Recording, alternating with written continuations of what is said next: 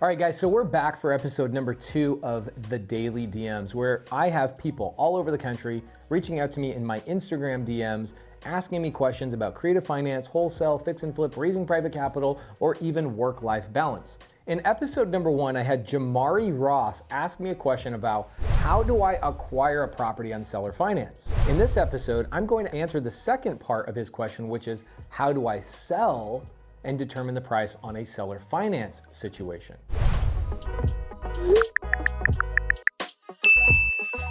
So, if you recall from episode number 1, Jamari asked the question, how do I acquire the property on seller finance? We answered that. How do I now sell it on seller finance is what I'm going to answer right now. So, first and foremost, I've acquired the property from the seller, okay? Let's talk about a deal that I've done where I acquired on seller finance and I turned around and sold it on seller finance. I have a property on Pueblo. The property was sold to me for $44,000. I paid no money out of my pocket, and the seller has seller financed that payment to me. I structured a payment to them a little around $450, maybe a little bit over $450, and we currently have a wrap buyer in that property for $1,450. How did I determine that? How did I determine the purchase price? How did I determine my payment? Guys, I always work backwards. Ask yourself this question. What determines the purchase price of anything? Whether it's a shirt, a house, a car, whatever it is. What determines the purchase price of that item? The thing that determines the purchase price is the buyer's willingness to pay the price. You can name your price on any product you are selling as long as somebody is willing to pay it.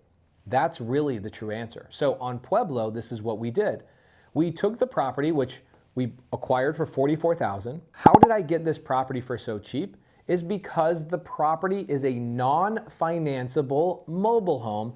More videos on that in the future. It's a non-financeable mobile home, which in a regular world is worth about 120 grand. But because it's an older model, it's older than 1976, the seller of that property could not sell it for anywhere near what it would be worth if it was in 1977. Okay, there are guidelines that make it so anything older than 1976 in the manufactured home community cannot obtain financing from a buyer. So it immediately loses a lot of value. So check out this hack. What we did is we acquired it way below what it was worth on seller finance, gave the seller $0 down, and we turn around and sold it for $159,000. Remember, the house is only worth $120,000 in a financeable condition. So how did I sell it for $30,000 over that value?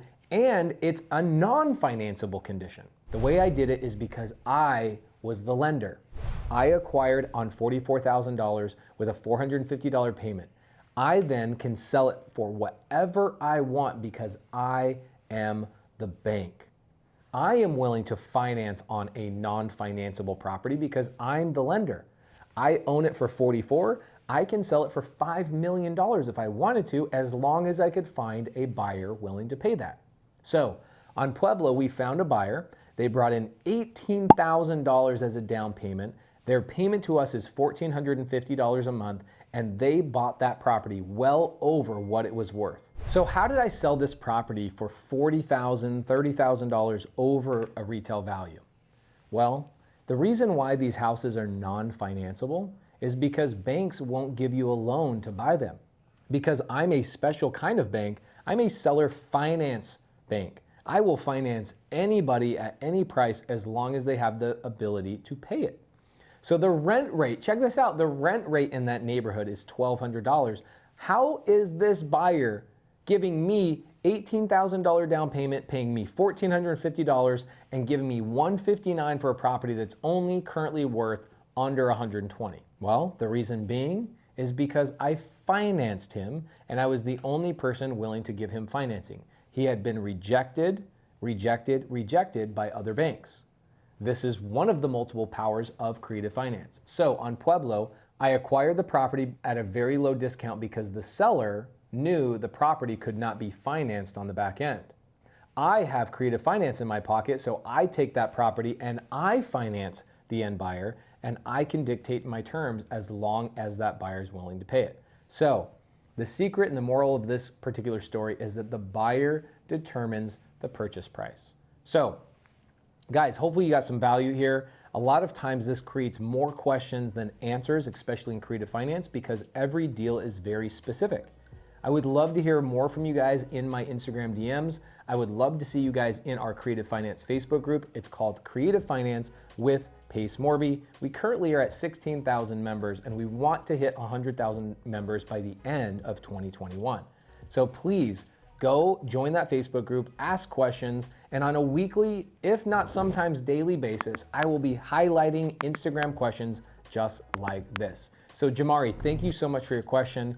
Please see you on the next episode of Daily DMs.